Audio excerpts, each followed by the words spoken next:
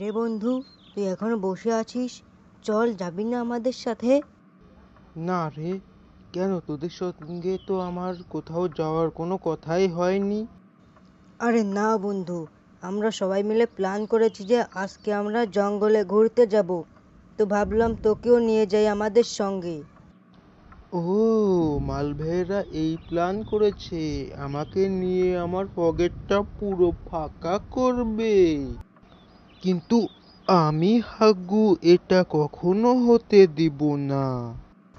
কি রে বন্ধু, তুই হাত নাড়াচ্ছিস, তুই কি আমাকে কিছু বলবি? না, তোকে আমি কিছু বলছি না। বন্ধু, তোর জন্য একটা সুখের খবর আছে। আমরা যে ঘুরতে যাচ্ছি, ওখান থেকে তোর কোনো খরচই করা লাগবে না, সব খরচ আমরা করব।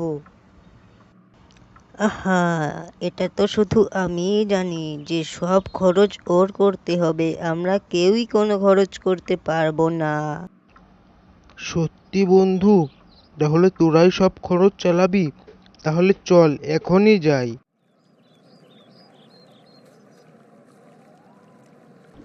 সত্যি বন্ধু, আমি জানতাম না যে তুই আমাকে এত সুন্দর জায়গায় ঘুরতে নিয়ে আসবি। আরে না, এটা তো মাত্র, এর পরের বার তোকে আমি আরো সুন্দর জায়গায় ঘুরতে নিয়ে যাব। তো বন্ধু, এবার আমাকে কিছু খাওয়া। না না, এখন এরকমের কথা বললে হবে না। তুই আমাকে আনার সময় বলেছিলি যে তুই আমাকে খাওয়াবি, কিন্তু এখন তুই আমার কাছ থেকে খেতে চাচ্ছিস। না না, আজ তুই আমার সঙ্গে এসেছিস, আজ তো তোকেই খাওয়াতে হবে। আজ আমি তোকে কোনোভাবেই ছাড় দেব না। আজকে তুই আমাকে খাওয়াবি তো খাওয়াবি। আচ্ছা, তোকে আমি 5 টাকা খাওয়াবো। যা, কাকে যে সাথে নিয়ে এসেছি, কিপটে।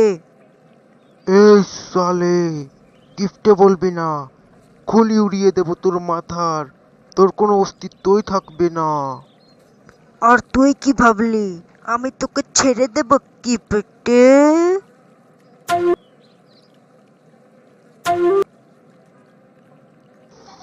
আমি আর তোর সঙ্গে কোথাও কখনো ঘুরতে যাব না। আর তোর মতো কিপটেকে তো আমি আমার সঙ্গে কখনোই নেব না।